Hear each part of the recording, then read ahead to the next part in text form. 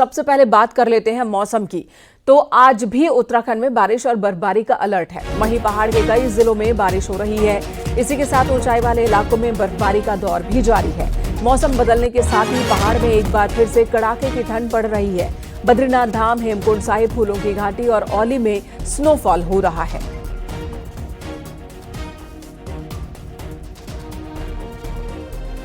अड़तालीस घंटे का अलर्ट जारी किया गया है मौसम विभाग की ओर से। आज भी स्नोफॉल और बर्फबारी का दौर जारी रहेगा, जिसकी वजह से इन इलाकों में यानी कि पहाड़ों पर एक बार फिर ठंड बढ़ गई है, जिसका असर मैदानी इलाकों में भी देखा जा रहा है। मैदानी इलाकों में बारिश और शीतलहर की वजह से ठंड में इजाफा देखने को मिल रहा है। तस्वीरें आपके सामने हैं स्नोफॉल की और बारिश की। कई जगहों पर ओले भी गिरे हैं। भारती सकलानी हमारे सहयोगी देहरादून से इस वक्त हमारे साथ जुड़ गई हैं। भारतीय, तस्वीरों में भी हम देख रहे हैं कल का पूरा दिन बारिश और बर्फबारी में रहा। आज भी यही चेतावनी है या अनुमान है मौसम विभाग की ओर से। आप देहरादून में मौजूद हैं, वहां का मौसम कैसा है? लगातार बारिश हो रही है। कल दिन भर बारिश का सिलसिला जारी रहा और देर रात से भी बारिश का सिलसिला जो है वो लगातार बना हुआ है। उत्तराखंड के ज्यादातर हिस्सों में बारिश जो है वो देखने को मिल रही है। जैसा कि मौसम विज्ञान केंद्र की तरफ से पूर्वानुमान दिया गया था कि 3 दिन बारिश रहने वाली है, ठीक उसी के मुताबिक प्रदेश में मौसम भी बना रहा। 26 तारीख को हमने देखा बारिश हुई, 27 तारीख को भी दिन भर बारिश का सिलसिला जारी रहा। बर्फबारी हुई है ऊपरी इलाकों में और आज के लिए भी ये कहा गया है कि आज भी तेज बारिश की संभावना बनी हुई है। आज जी भारती, इस बार ये डर था कि कहीं ठंड बहुत जल्दी तो नहीं चली गई और गर्माहट महसूस होने लगी थी। किसान भी परेशान थे, काश्तकार भी परेशान थे और भूजल की कमी का भी एक खतरा बढ़ रहा था। अब ये जो बारिश और बर्फबारी हो रही है तो इससे कुछ फायदा होगा इन सेक्टर्स में? देखिए, ये कहा जा सकता है कि फायदा होगा, लेकिन जो बारिश पहले होनी चाहिए थी, अब आप इसे इस तरह से समझिए कि पूरे विंटर सीजन में -84% डेफिशिट रही है बारिश। जो बारिश पहले होनी चाहिए थी वो नहीं देखने को मिली और ये जो बारिश का स्पेल यहाँ आया है वो वेस्टर्न डिस्टर्बेंस की तरफ से आया है और ये 1-2 दिन के लिए ही रहा। इसे हम इस तरह से समझ सकते हैं कि भले ही ये बारिश अच्छी रहे खेती बागवानी के लिए, लेकिन लोगों की सेहत के लिए बहुत ज्यादा खराब हो रही है। अस्पतालों में स्थिति ये बनी हुई है कि लोग लगातार बीमार जो है वो आ रहे हैं। रोजाना सरकारी अस्पताल में 400 ओपीडी तक जा रही हैं, जिसमें जो ज्यादातर मरीज हैं वो वायरल के ही आ रहे हैं और उसका जो बड़ा कारण है वो मौसम को माना जा रहा है। जी भारतीय, धन्यवाद इस वक्त पूरी जानकारी देने के लिए। तो मौसम बदला, बारिश और बर्फबारी हो रही है। भूमिगत जल पर इसका पॉजिटिव असर देखने को मिल सकता है। जो जानकार हैं और जो किसान हैं वो भी खुश हैं, लेकिन बड़ी संख्या में लोग बीमार हो रहे हैं बदलते मौसम की वजह से। उत्तरकाशी में 24 घंटे से ही बारिश बर्फबारी हो रही है। जानकी चट्टी की बात कर ले, खड़साली की बात कर ले, मुखबा, हर्षिल, गंगोत्री, यमुनोत्री धाम, जहां पर लगातार स्नोफॉल हो रहा है। और ये खूबसूरत तस्वीरें देखिए। निचले क्षेत्रों की बात की जाए तो वहां पर बारिश हो रही है लगातार। ये तस्वीरें आज की है, गंगोत्री धाम की है, जहां स्नोफॉल हो रहा है। पूरा मंदिर ही इस वक्त बर्फ से ढका हुआ है।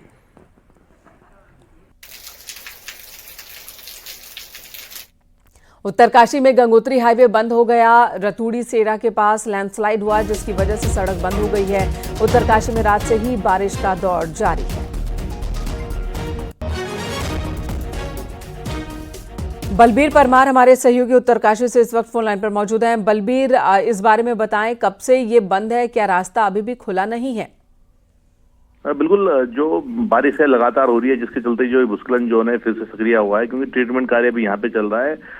वो भी रुका हुआ है क्योंकि जो पहाड़ी है वहां से लगातार पत्थर गिर रहे हैं, जिसके चलते जो दोनों तरफ हाईवे के दोनों ओर जो वाहन है, जो आने जाने वाले जो लोग हैं फंसे हुए हैं और इंतजार कर रहे हैं कि जो पत्थर गिर रहे हैं पहाड़ी से वो रुके, उसके बाद जो मशीनें हैं वो अपना काम करेगी। पर इसमें ये है कि अपडेट यही है कि लगातार बारिश हो रही है। बारिश के चलते जो ये भूस्खलन जोन है यहाँ पे पत्थर पहाड़ी से गिर रहे हैं, जिसके चलते जो काम है वो शुरू नहीं हो पाया है, वो वाहन मार्ग में ही फंसे हुए हैं।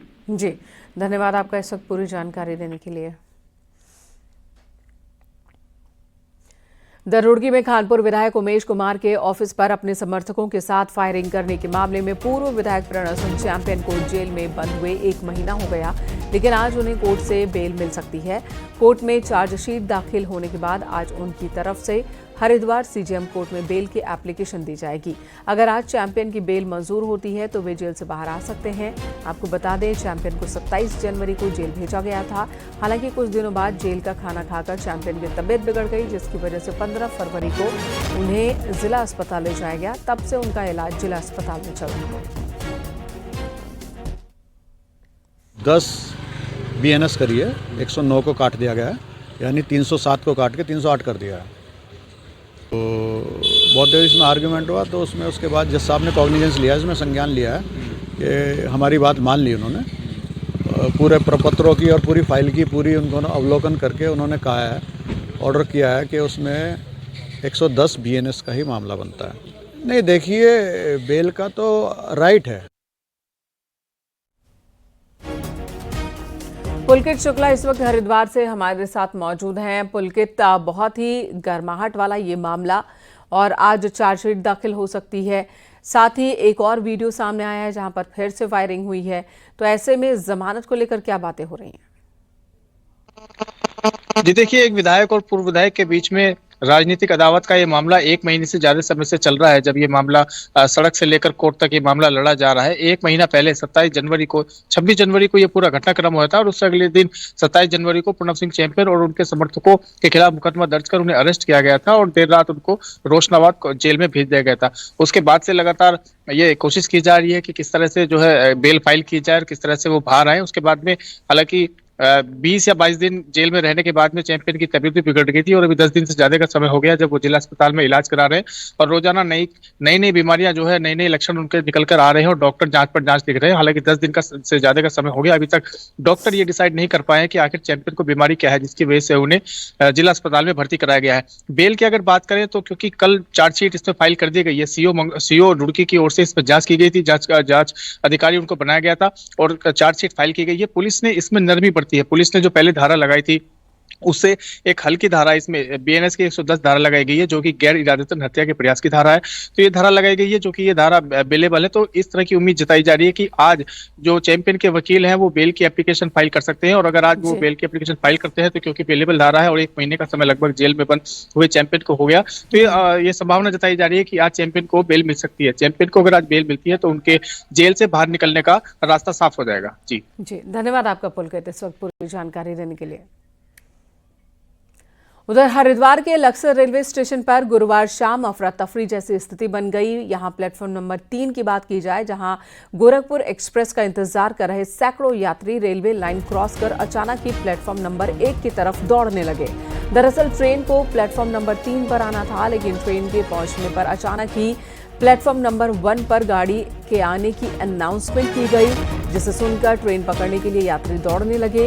इतना ही नहीं, ट्रैक पार कर ही लोग दूसरी तरफ पहुंच गए। गनीमत रही कि इस दौरान कोई दूसरी ट्रेन नहीं आ रही थी, वरना यहां एक बड़ा हादसा हो सकता था।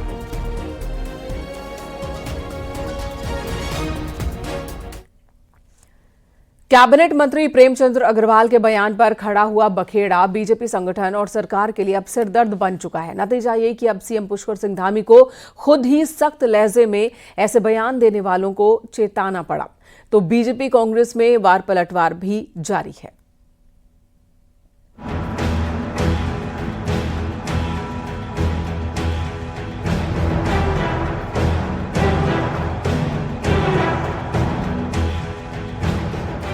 विधानसभा में संसदीय कार्य मंत्री प्रेमचंद अग्रवाल का बयान इस तरह माहौल खराब कर देगा, इसका अंदाजा किसी को नहीं था।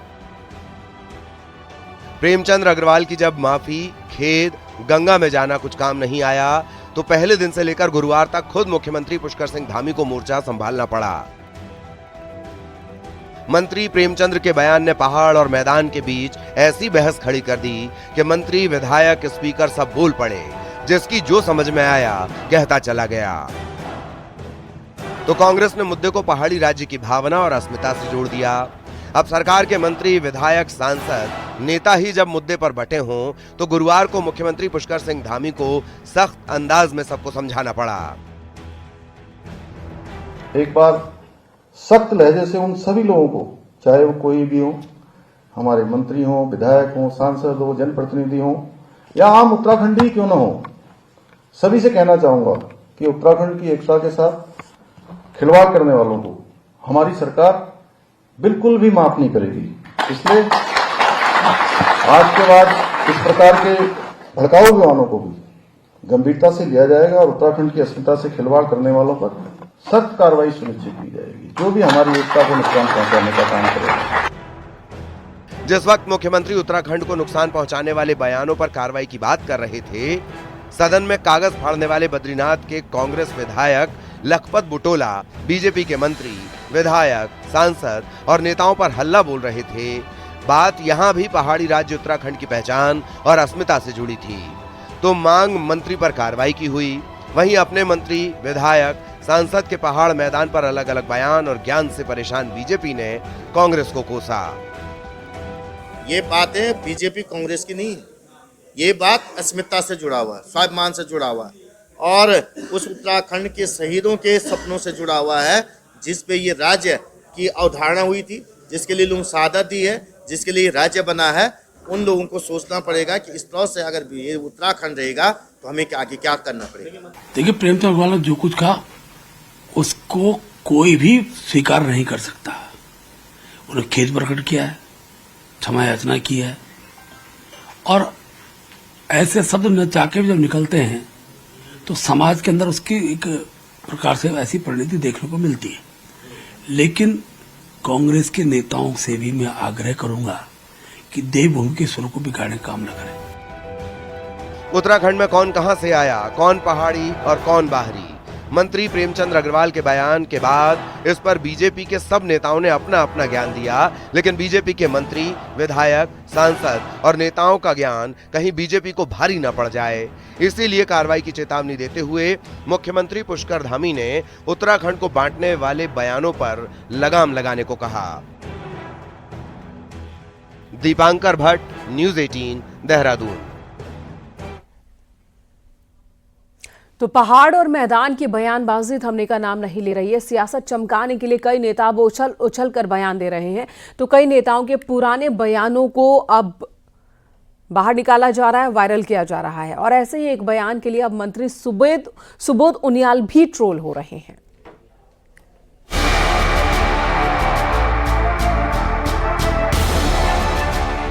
ये महाराष्ट्र से हैं, हम उनियाल बिहार से हैं, बागुना बंगाल से हैं, हमारा ये भाई रविंद्र भाई ये राजस्थान से आए, ये कविता साहब बोल रही हम भी राजस्थान, हमारे एक जतरा लोग सुनाया, सब बहर का मुल्कों से एक ही एक बसे और आज हम बहर भीतर था करना। ये राज्य का निर्माण में केवल पहाड़ियों को हाथ पाओ मारो। मंत्री सुबोध उनियाल का ये वीडियो ऋषिकेश नगर निगम के चुनाव प्रचार के दौरान का है, जब वो बीजेपी के मेयर कैंडिडेट शंभू पासवान के समर्थन में जनसभा में बोल रहे थे। शंभू पासवान बिहारी मूल के हैं। इस चुनाव में भी पहाड़ मैदान की सियासत खूब गरमाई थी। मंत्री कह रहे हैं कि जो आज उत्तराखंड मूल के हैं, एक जमाने में वो भी दूसरे प्रदेशों से यहाँ आकर बसे। मंत्री प्रेमचंद अग्रवाल का मामला उठा तो अब सुबोध उनियाल का ये बयान भी खूब ट्रोल हो रहा है।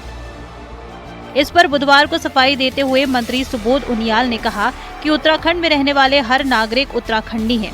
विपक्ष के कुछ लोग ऐसे मसले उठाकर अपनी राजनीतिक रोटी सेक रहे हैं और बातों को फैलाकर राज्य का माहौल खराब कर रहे हैं। निश्चित रूप से मैंने कहा उत्तराखंड में रहने वाला हर व्यक्ति उत्तराखंडी है और उत्तराखंड में हमारे जनजाति के लोग जो है ये असली, अगर ओरिजिनल निवासी की बात करो, उत्तराखंड में निश्चित रूप से जनजाति के लोग हैं। बाकी लोग कहीं ना कहीं से माइग्रेट होकर आए, बरसों 700-800-900 साल पुराने हो गए। मेरा कहना यह था कि जो उत्तराखंड में रह रहा है वो उत्तराखंडी है और इस भावना को कुछ लोग राजनीतिक कारणों से जानबूझ करके इसको फैला करके कहीं ना कहीं वातावरण को दूषित करना चाहते हैं। कांग्रेस का कहना है कि राजनीतिक रोटी तो बीजेपी सेक रही है। लोग देख रहे हैं कि पहाड़ मैदान बीजेपी के नेता कर रहे हैं। कांग्रेस का कहना है कि लोगों को विभाजित करने की बीजेपी की नीति रही है। उत्तराखंड के मूल स्वरूप से छेड़छाड़ होगी तो लोग सवाल करेंगे ही। राजनीतिक रोटियां कौन सेक रहा है और क्यों सेकेगा? भाई खिचड़ी पकाने का काम तो सुबोध उनियाल जी भी उसमें भागीदार है। और सच्चाई ये है कि जब प्रेमचंद अग्रवाल जी ने कोई बात कही थी सदन में तो क्या रिकॉर्ड से उसको हटाया विधानसभा अध्यक्षा ने? सवाल ये उठता है कि बार बार प्लेन बाहर करने का काम कौन कर रहा है? अगर भाजपा नहीं कर रही है तो बता दे। पहाड़ मैदान का मुद्दा और उस पर आरोप प्रत्यारोप, सियासी गलियों से लेकर सोशल मीडिया प्लेटफॉर्म तक ट्रैफिक जाम जैसी स्थिति है। ऐसे में सियासी बयानबाजी की लड़ाई कहां जाकर थमेगी, कहां नहीं जा सकता। न्यूज़ 18 के लिए देहरादून से सुनील नवप्रभात की रिपोर्ट। रुड़की की पुरानी गंग नहर में कई खिलाड़ी वाटर स्पोर्ट्स गेम्स की तैयारी कर रहे हैं। यहां उत्तराखंड समेत दूसरे राज्यों के खिलाड़ी भी पहुंचते हैं, लेकिन यूपी सिंचाई विभाग इसमें स्पोर्ट्स की परमिशन नहीं देता, जिससे खिलाड़ियों को परेशानी का सामना करना पड़ता है। दरअसल यूपी और उत्तराखंड की कई परिसंपत्तियों का अभी तक फैसला नहीं हो पाया है। मामला उलझा हुआ है, जिसमें गंग नहर भी शामिल है। परिसंपत्तियों का बंटवारा न होने की वजह से गंग नहर में वाटर स्पोर्ट्स गेम्स की परमिशन नहीं मिल पाती।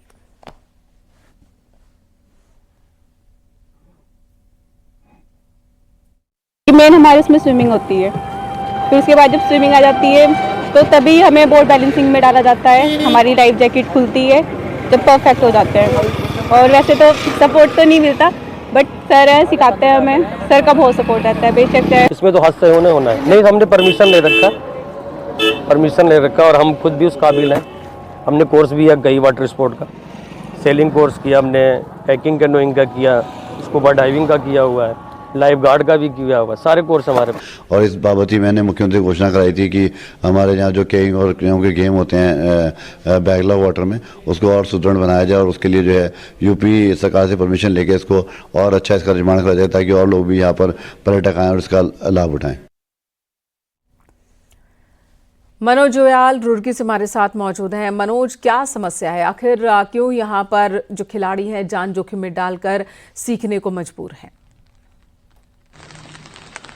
देखिए, मैं आपको बता दूं कि जो रुड़की में गंग नहर है वो हरिद्वार से लेकर और नारसन बॉर्डर तक यूपी के अंडर में आता है। और उसके कई जगहों पर ऐसा है कि जहाँ पर जो खिलाड़ी हैं वो वाटर स्पोर्ट्स गेम यानी कैनोइंग कायाकिंग जो प्रतियोगिता होती है उसको यहाँ पे खेलते हैं। और कई जो खिलाड़ी हैं इस गेम को लेकर जो मेडल जीते हैं नेशनल और इंटरनेशनल लेवल तक ये खिलाड़ी यहाँ पे खेलते हैं। लेकिन जो यूपी सिंचाई विभाग है जो इसमें परमिशन इसलिए नहीं देता है क्योंकि जो डेंजर जोन में जो नहर रखी गई पुरानी गंग नहर है, तो कहीं न कहीं जिस तरीके से यहाँ पे जो वाटर स्पोर्ट्स गेम है और कई बार राज्य सरकार ने भी इसको जो नहर है इसको विकसित करने की बात की है और इसको सौंदर्यकरण की बात कही है कि जो खिलाड़ियों को कोई परेशानी ना हो। लेकिन जिस तरीके से यूपी सिंचाई विभाग यहाँ पे जो खेलने की अनुमति नहीं देती है, यूपी सिंचाई विभाग का साफ कहना है कि जो यहाँ पे डेंजर जोन है और पिछले कई साल में ऐसे यहाँ पे घटनाएं हुई थी, उसके बाद से यूपी सिंचाई विभाग ने वाटर स्पोर्ट्स गेम यहाँ पे बंद कर दिए थे। अब देखने वाली बात ये होगी कि कई बार जो जनप्रतिनिधि है और जो यहाँ पे क्लब बने हैं जो वाटर स्पोर्ट्स खिलाते हैं बच्चों को, उन क्लबों ने कई बार यहाँ पे यूपी सरकार से भी अनुमति मांगी है, लेकिन उनको अनुमति नहीं दी गई। और जो क्लब हैं जो कोच हैं के बंटवारे से ज्यादा डेंजर जोन वाला लग रहा है। क्या दोनों तरफ के अधिकारी बैठकर इस मामले को सुलझा नहीं सकते? और अगर डेंजर जोन है तो फिर वहां पर तो इजाजत दी ही नहीं जा सकती, चाहे वो उत्तराखंड की परिसंपत्ति हो या उत्तर प्रदेश की। देखिए, मैं आपको बता दूं जिस तरीके से परिसंपत्तियों का मामला यूपी और उत्तराखंड में चल रहा है, कई परिसंपत्तियां ऐसी है कि जो उत्तराखंड और यूपी में अभी भी उलझी हुई है। इसमें एक गंग नहर है जहां पे जिस गंग नहर को जो यूपी सिंचाई विभाग के अंडर में आती है। और ये बात साफ है कि जिस तरीके से यूपी जो सिंचाई विभाग है उन्होंने साफ कहा है कि जो पुरानी गंग नहर है उसको बंद करने की भी बात कही थी। और जो वाटर स्पोर्ट्स गेम यहाँ पे होते हैं वो डेंजर यहाँ पे जरूर है, क्योंकि जिस तरीके से उनका कहना है कि भाई ये नहर एक डेंजर जोन में आती है, गहरी है, इसको लेकर कई बार उन्होंने चिट्ठी भी लिखी है और इसके बावजूद नहर बंद नहीं की गई है। और जो धन्यवाद मनोज इस वक्त आपकी जानकारी के लिए। और हालांकि जो खिलाड़ी हैं जो यहाँ पर स्पोर्ट्स एकेडमीज हैं उनका कहना है कि विकसित की जा सकती है इस जगह को, ताकि यहाँ पर बच्चों को ट्रेन किया जा सके, खिलाड़ियों को ट्रेनिंग दी जा सके। लेकिन उत्तर प्रदेश की ओर से ये कहा जा रहा है कि ये खतरनाक जगह है, यहाँ पर कई हादसे पहले हो चुके हैं और ऐसे में यहाँ इजाजत नहीं दी जा सकती सीखने की। इधर उत्तराखंड में नए चीफ सेक्रेटरी की तलाश शुरू हो चुकी है। मौजूदा चीफ सेक्रेटरी राधा रतूड़ी 31 मार्च को रिटायर हो रही हैं और सरकार को तकरीबन 2 साल बाद चुनाव में भी जाना है और ऐसे में संभावित नामों पर चर्चा शुरू हो चुकी है।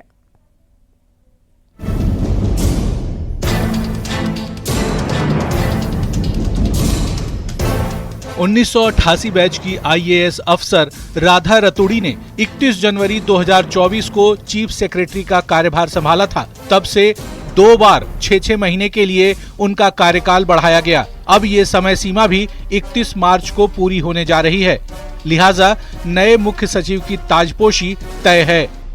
राधा रतूड़ी के बाद सीनियरिटी के हिसाब से 1992 बैच के IAS अफसर आनंद वर्धन का नंबर आता है। आनंद वर्धन वर्तमान में अपर मुख्य सचिव हैं, जबकि दूसरे नंबर पर आते हैं 1997 बैच के IAS अफसर RK सुधांशु। नए चीफ सेक्रेटरी की राह आसान नहीं होने वाली, क्योंकि करीब 2 साल बाद विधानसभा चुनाव हैं, तो इसी साल पंचायत चुनाव और 2027 में हरिद्वार अर्धकुंभ भी होना है। साथ ही सरकार की प्राथमिकताओं में शामिल प्रोजेक्ट को पूरा करने का टारगेट भी है। के नियम, कानून, कायदे हैं, उनके आधार पर ही नए चीफ सेक्रेटरी उत्तराखंड को मिलेंगे। लेकिन जो भी नया चीफ सेक्रेटरी आएगा, वो आप निश्चित तौर पर ये समझिए कि भाई जो सरकार की प्राथमिकताएं हैं और जो इस प्रदेश की जनता चाहती है, उसी को हमने धरातल पर उसी को इम्प्लीमेंट करना है। नए चीफ सेक्रेटरी को लेकर देहरादून से दिल्ली तक गंभीरता से मंथन जारी है। माना जा रहा है कि मौजूदा चीफ सेक्रेटरी राधा रतूड़ी को सरकार रिटायरमेंट के बाद मुख्य सूचना आयुक्त या फिर राजस्व परिषद के अध्यक्ष की जिम्मेदारी सौंप सकती है। देहरादून से न्यूज़ 18 के लिए सुनील नौ प्रभात की रिपोर्ट। और इस वक्त रुद्रपुर से बड़ी खबर। यहां आदर्श कॉलोनी में कुछ लोगों ने तलवार और डंडे लेकर एक घर में घुसने की कोशिश की, लेकिन इस दौरान परिवार वालों ने मेन गेट को अंदर से बंद कर दिया और उन्हें घर में दाखिल नहीं होने दिया। इस दौरान वहां पहुंचे उपद्रवियों ने बाहर खड़ी कार को तलवार और डंडों से बुरी तरह से तोड़ा। ये पूरा वीडियो सीसीटीवी कैमरे में रिकॉर्ड हुआ है, जो बेहद ही डरावने वाला है।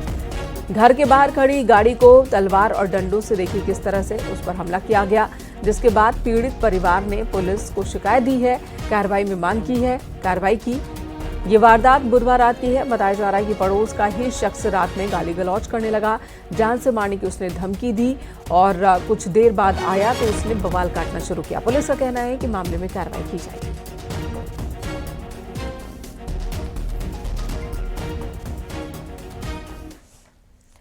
हरिद्वार के पथरी थाना क्षेत्र में युवक को बेरहमी से पीटे जाने का मामला सामने आया है। घटना का वीडियो भी सोशल मीडिया पर वायरल हो रहा है। ये घटना हरिद्वार लक्सर रोड पर स्थित गांव की है, जहां 4 युवक एक लड़के को लाठी डंडों से बेरहमी से पीट रहे हैं। आप इस वीडियो में भी देख सकते हैं कि किस कदर एक लड़के को पीटा जा रहा है।